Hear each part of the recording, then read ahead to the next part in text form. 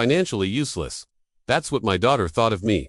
The man who had worked double shifts to pay for her school supplies, who had sold his beloved motorcycle to help fund her college textbooks, who had eaten peanut butter sandwiches for lunch for months so she could have the latest laptop for her studies. Have you ever had someone completely misjudge who you are? Share your experience in the comments, because I'm about to show you what happens when assumptions collide with reality. I looked at Emma, really looked at her, and for the first time in years, I didn't see my little girl. I saw a woman who had become so focused on appearances and status that she'd forgotten where she came from. A woman who measured worth in dollar signs and job titles rather than character and sacrifice. And in that moment, I made a decision that would change everything. You're right, Emma, I said quietly, folding my napkin and placing it beside my plate. I am just a maintenance worker. And you're absolutely right that $40,000 a year isn't very impressive. I stood up slowly, my chair scraping against their expensive hardwood floor. But you know what? I think it's time you learned something about your financially useless father. I pulled out my phone and opened my banking app, the one I checked religiously every morning but never talked about. The one connected to accounts that Emma had no idea existed. With steady hands, I navigated to my investment portfolio, the result of 35 years of careful planning, disciplined saving, and strategic investing that I'd been doing since before Emma was even born.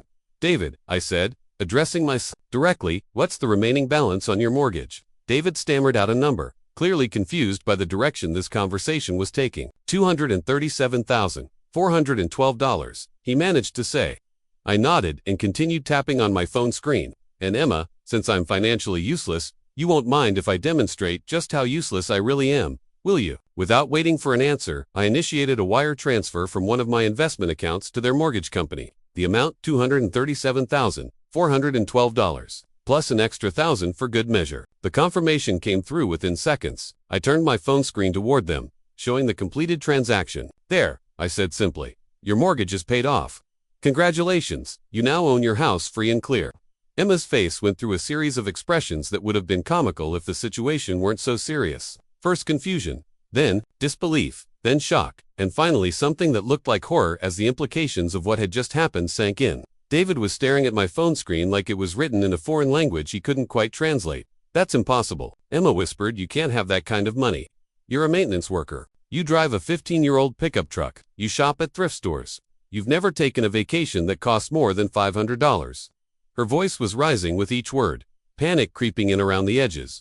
You're absolutely right about all of those things, I confirmed. I do drive an old truck because it runs perfectly well and gets me where I need to go. I do shop at thrift stores because why pay retail for a shirt that's functionally identical to one that costs a tenth of the price? And yes, I take modest vacations because I prefer to spend my money on things that matter more than impressive Instagram photos. Sarah was looking at me like she'd never seen me before, which, in a way, she hadn't. We'd been married for 38 years, and while she knew I was good with money, she had no idea about the extent of my financial planning. I'd kept it quiet, not out of secrecy, but because I'd learned early in life that money changes how people treat you, and I valued authentic relationships over the kind that come with dollar signs attached. Let me pause here and ask you something. Do you think I was wrong to keep this secret from my family? Should I have told them about my investments and savings over the years? Drop your thoughts in the comments because this is where the story gets really interesting. How? Emma asked, her voice barely above a whisper. How is this possible? So I told her.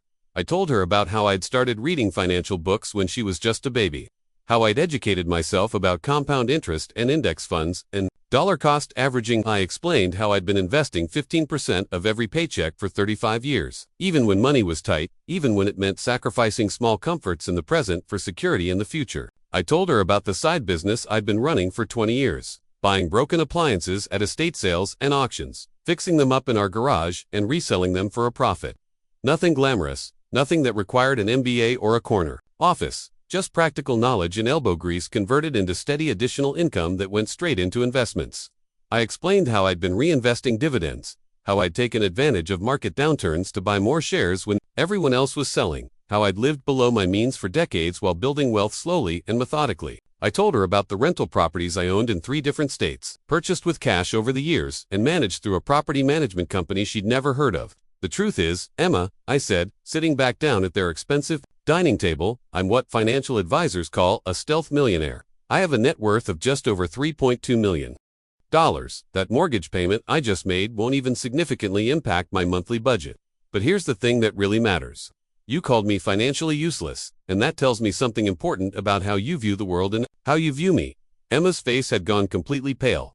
She was gripping the edge of the table so hard her knuckles were white. "Dad, I didn't know. I never meant, if I had known." But I held up a hand to stop her. "That's exactly the point, sweetheart. You didn't know, but you assumed. You looked at my job title and my clothes and my truck, and you decided that meant I had nothing valuable to offer. You measured my worth by external appearances instead of looking deeper. And that tells me that somewhere along the way, I failed as a father." The room was so quiet you could hear the expensive grandfather clock ticking in the corner. Sarah reached over and took my hand, tears streaming down her cheeks. She was proud. I could see it in her eyes. But she was also hurt that I'd kept this secret for so long. "But here's what I want you to understand," I continued, looking directly at Emma.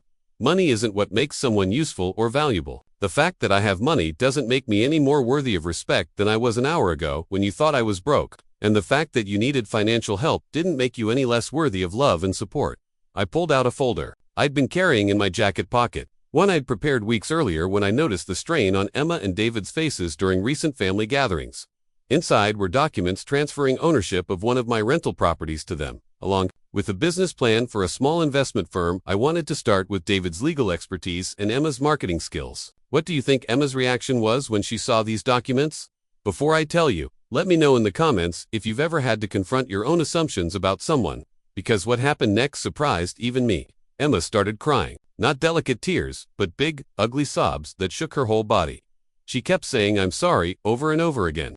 But I could tell she was processing something much bigger than just regret over her words. She was realizing that everything she thought she knew about success and value and worth had been turned upside down in the span of one dinner conversation. "Dad," she finally managed to say through her tears, "I've been such an idiot. I've been so caught up in trying to look successful that I forgot what actual success looks like. You and Mom raised me with love and stability and taught me everything I needed to know to build a good life. And I repaid that by treating you like you weren't good enough for me." David was staring at the rental property documents like they might disappear if he blinked. "Mr. Patterson," he said slowly, "I don't understand. Why are you giving us all this? Why are you being so generous to people who just insulted you?" That's when I smiled for the first time since walking into their house that evening. Because that's what family does. "David, we support each other, even when we're disappointed in each other." Emma's words hurt, and they revealed some things we need to work on as a family, but they don't change the fact that I love her and want her to succeed. The difference is, now maybe she'll understand that success isn't just about how much money you make or what kind of house you live in. I spent the next hour explaining my investment philosophy to them, sharing the books and resources that had shaped my financial education, and outlining a plan for how they could build their own wealth over time. Emma listened with the intensity of a student cramming for finals, asking thoughtful questions and taking notes on her phone. "The most important thing I can teach you," I told them as we prepared to leave, "is that real wealth isn't about the money itself. It's about the freedom and security that money can provide when it's managed wisely. It's about being able to help the people you love when they need it. It's about having choices and not being desperate."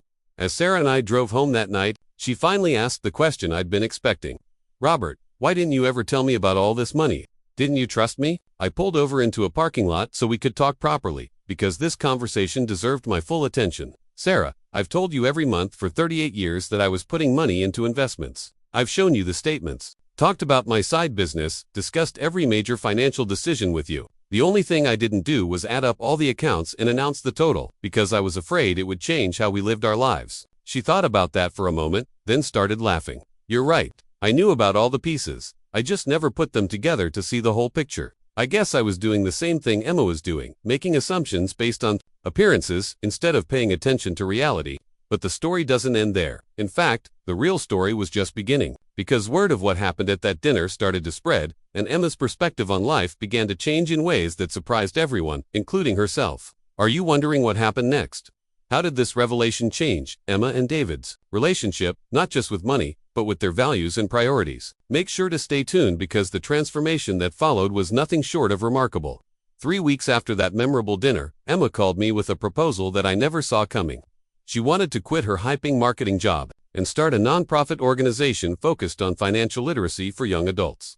"Dad," she said, "I've been thinking about what you said about real success, and I realized that I want to spend my life helping other people avoid the mistakes I made. I want to teach people that you don't need to make 6 figures to build wealth, that you don't need to look rich to be secure."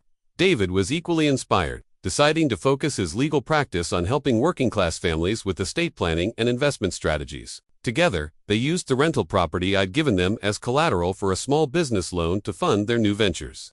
But here's the part that really touched my heart. Emma started volunteering at the community center where I'd been quietly teaching financial literacy classes for the past 5 years. That's right, while she'd been assuming I had nothing valuable to offer. I'd been helping dozens of families in our community learn the same principles that had allowed me to build wealth on a maintenance worker's salary. The first night she attended one of my classes, Emma sat in the back row and watched me explain compound interest to a room full of people who worked jobs similar to mine. Afterwards, she came up to me with tears in her eyes again, but this time, they were tears of pride rather than shame. "Dad," she said, "I finally understand what you meant about being useful. You've been changing people's lives for years. And I was too blind to see it because I was measuring success by all the wrong metrics." 6 months later, Emma and David's financial literacy nonprofit had helped over 200 families create their first emergency funds and start investing for the future. Emma had discovered that her real passion wasn't selling products to people who didn't need them, but rather teaching people skills that could genuinely improve their lives. The irony wasn't lost on any of us. My daughter, who had called me financially, Eustace, had found her life's purpose in teaching others the same financial principles I'd been practicing for decades. She'd gone from judging people by their paychecks to helping people build wealth regardless of their income level. Now, I want to pause here and ask you something important. Have you ever misjudged someone based on appearances? Have you ever assumed that someone had nothing to offer because they didn't fit your definition of success? Share your story in the comments, because recognizing our own biases is the first step toward building more authentic relationships. The real lesson of this story isn't about money at all. It's about the danger of making assumptions about people based on superficial observations. It's about the difference between looking successful and being successful. It's about understanding that every person you meet has experiences and knowledge that could benefit you, if you're humble enough to look beyond the surface. Emma learned that her maintenance worker father had built more wealth than most of her corporate executive friends, but more importantly, she learned that wealth isn't the most important thing he'd built. He'd built a reputation for reliability and honesty. He'd built skills that allowed him to solve problems and help people. He'd built relationships based on genuine care rather than mutual benefit. "The night you paid off our mortgage," Emma told me recently, "wasn't just about the money. It was about showing me that I'd been living my life according to someone else's definition of success. I'd been so focused on looking impressive that I'd forgotten to actually be impressive." Today, Emma drives a 10-year-old Honda Civic that she bought with cash. She shops at thrift stores, not because she has to, but because she's learned to find joy in simplicity and value in practicality. She and David live in a smaller house than they could afford because they've realized that happiness doesn't come from square footage or granite countertops. More importantly, they've started their own investment portfolio, following the same principles I taught them. They're on track to be millionaires themselves by the time they're 50, not through high salaries or get-rich-quick schemes, but through consistent saving, smart investing, and living below their means. But perhaps the most significant change is in how Emma treats other people. She no longer makes assumptions about someone's worth based on their job title or their clothes or their car. She's learned to ask questions, to listen, to look for the wisdom that exists in every person's experience. The maintenance workers at her office building know her by name now, and she often stops to chat with them about their lives and their families. She's discovered that the woman who cleans the offices at night is putting 3 kids through college,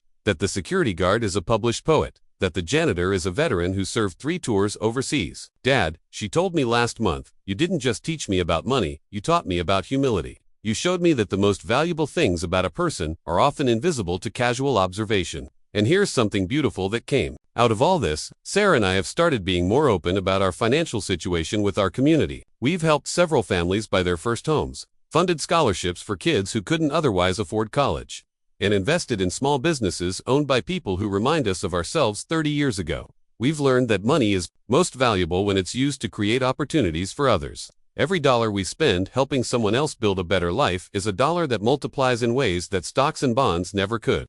So what's the real message I want you to take away from this story? It's not that you should judge people by their bank accounts, whether those accounts are full or empty. It's that you should judge people by their character, their kindness, their willingness to help others, and their commitment to doing what's right, even when it's difficult. If you've made it this far in the story, I want to ask you to do something important. Think about someone in your life who you might have underestimated. Maybe it's someone whose job seems unimpressive, or someone whose lifestyle seems too simple, or someone whose opinions you've dismissed because they don't fit your definition of expertise. Reach out to that person. Ask them about their experiences. Listen to their stories. You might be surprised by what you learn, and more importantly, you might discover that the most valuable lessons come from the most unexpected teachers. Comment below and tell me about a time when someone surprised you, when they turned out to be completely different from your first impression. Share this story with someone who needs to hear it, someone who might be making the same mistakes Emma made, or someone who might be feeling undervalued like I was. Because at the end of the day, we're all just people trying to do our best with what we have. Some of us are maintenance workers with hidden millions, some of us are corporate executives, living paycheck to paycheck, and some of us are somewhere in between. But all of us have something valuable to offer if we're given the chance to show it. The night my daughter called me financially useless, she learned that appearances can be deceiving. But more importantly, she learned that true wealth isn't about the money you have, it's about the life you build and the people you help along the way. And that's a lesson worth more than any amount of money in any bank account. What's your definition of success? What would you do if someone you loved underestimated you? And what assumptions might you be making about the people around you?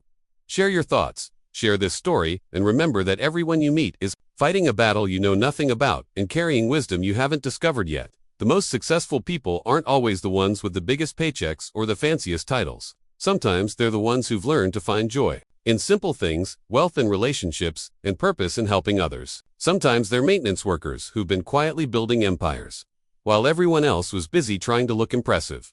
Don't let appearances fool you. Don't let assumptions blind you, and don't let anyone tell you that your worth is determined by your job title or your bank balance. Because if there's one thing this story proves, it's that the most impressive people are often the ones who don't feel the need to impress anyone.